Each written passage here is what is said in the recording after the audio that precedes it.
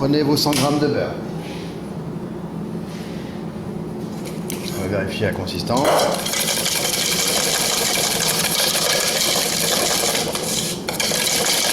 Faites un beurre pommade.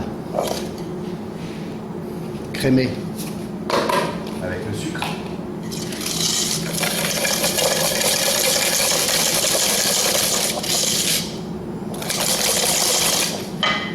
Vous allez rajouter ici les œufs.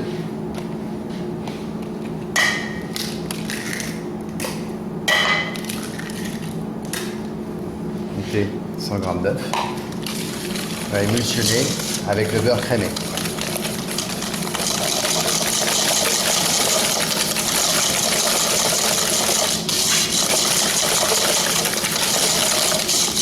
J'essaye d'avoir des œufs à la même température que le reste, de façon à ce que ça ne tranche pas trop. Bien mélanger, bien fouetter. On va pouvoir rajouter le parfum. Donc là, j'ai mis un petit peu de rhum, on va donner un petit peu de parfum. Et puis 100 g de poudre d'amande. Mélanger de l'amande. On fouette bien dedans. Soit bien blanchi et que ça monte correctement. On va pouvoir stabiliser ça avec un petit peu de farine ou un petit peu de poudre à crème. 15 grammes.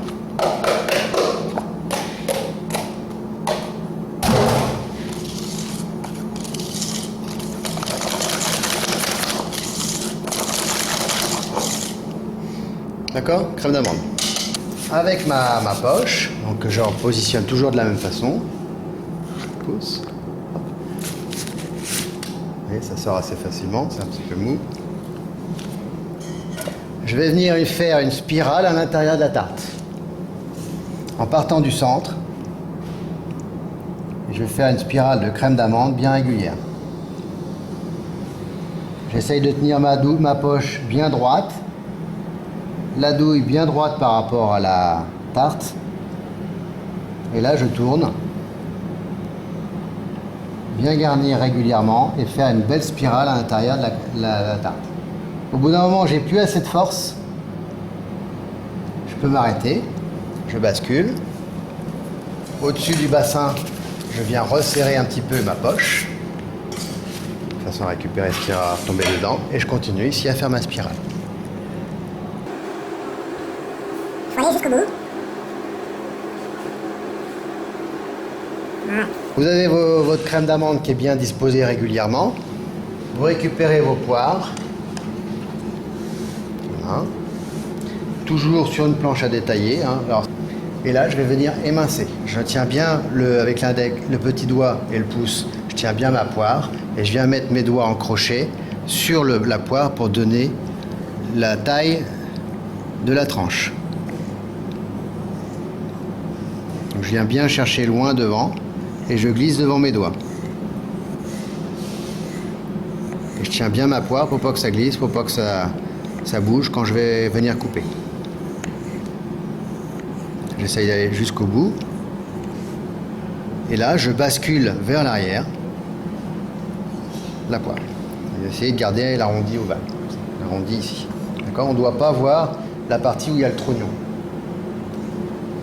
Cette poire, cette demi-poire, je viens la positionner du centre, de l'extérieur ici, sans toucher au bord.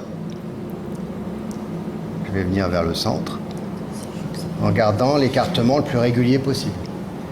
Des fois, quand on pose la poire, le couteau il peut être un petit peu plein de crème d'amande, ça on l'a posé dessus, on n'oublie pas de l'essuyer. Je tourne ma tarte, je fais une deuxième poire.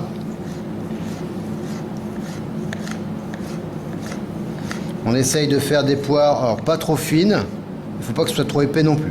Donc on essaye de faire le plus régulier possible en tout cas.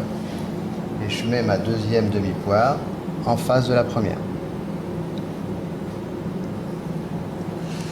Je tourne un quart de tour, vous voyez, il y a un petit peu de crème d'amande, je pense à bien l'essuyer, ça va faire des traces.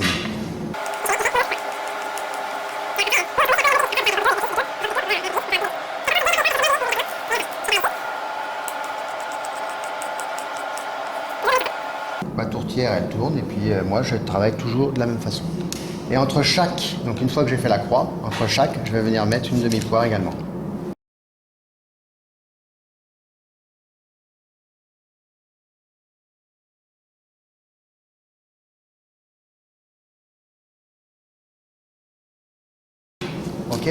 voilà, il y a un espace où il n'y a rien. Donc il vient la 9e demi-poire ici.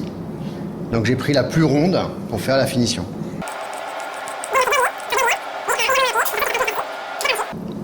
On ne doit pas voir la crème d'amande en fait quand on a fini de poser la dernière poire. Chaque endroit où vous avez la crème d'amande, hein, ça évitera de revenir quand on va faire les finitions. Un petit peu d'amande comme ceci sur chaque endroit où on voit la crème d'amande. Ça fera une petite finition sympa sur la tarte bourdaloue. On ne doit pas avoir d'amande sur les poires. Ah. On ouvre, on positionne ici, attention derrière. On prend la pelle, donc on maintient, on prend la pelle, on glisse et on vient pousser la tarte au fond, un petit peu comme ça vers l'avant, et on revient et hop, on positionne. On pousse et on fait. Donc à la couleur, comme ça vous regardez si c'est déjà bien. La crème d'amande est bien dorée, les amandes sont bien collées sur la crème d'amande. Donc là, ça paraît bien, d'accord? Au niveau de la couleur, c'est bien. Vous glissez bien la pelle sous la tourtière et vous venez avec le torchon, vous venez assurer la tourtière. Vous voyez, sous la pelle, avec le torchon pour pas se brûler, parce qu'on n'a pas de gants, on vient maintenir la tourtière sur la pelle. On tient bien ici le coude sur la pelle, de façon à, vous voyez, faire la bascule, il faut bien l'assurer. Je soulève, je viens glisser la tarte ici. Ouais. Donc là, qu'est-ce que je vois?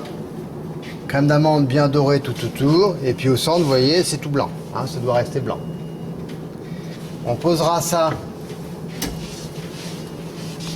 sur une plaque ou sur une grille pour faire refroidir avant de pouvoir la manipuler parce que c'est fragile. Récupérez votre tarte aux poires, bourdaloue, et vous voyez, il y a une petite bordure ici, la pâte elle a fondu et elle a durci sur le dessus du cercle. Donc ça fait un petit bourrelet. Oui, avec les coteaux économes, vous allez venir gratter proprement sur le bord pour enlever ce petit bourrelet. Il peut y avoir un petit bourrelet ici aussi à la base. D'accord? Donc on va venir gratter proprement. Vous vérifiez bien, vous passez votre main, vous vérifiez que ça soit bien net, qu'il n'y ait plus de bourrelet. Oui? Et toujours pareil que la pomme. On va venir napper une première fois, bien partout, pour protéger la poire du dessèchement. Hein. Ça va donner un bon brillant aussi à la tarte. On passe bien sur la poire et également sur l'amande. Voilà. Faites en sorte que le nappage soit bien fluide. Hein. Voilà. Je vais venir donc passer mon deuxième coup de nappage. Bien au départ sur la poire. On positionne un peu d'épaisseur et on vient tirer l'excédent. Il ne faut pas que ce soit trop épais en nappage, mais que ce soit toujours bien brillant dessus. Qu'il n'y ait pas de manque.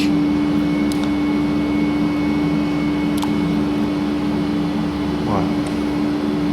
Que ce soit propre. Ici, le codinège, on le met uniquement sur les amandes. Un petit peu de codinège comme ceci. Et là, le décor de la poire suffit à lui-même. Hein, on colle. Et on présente.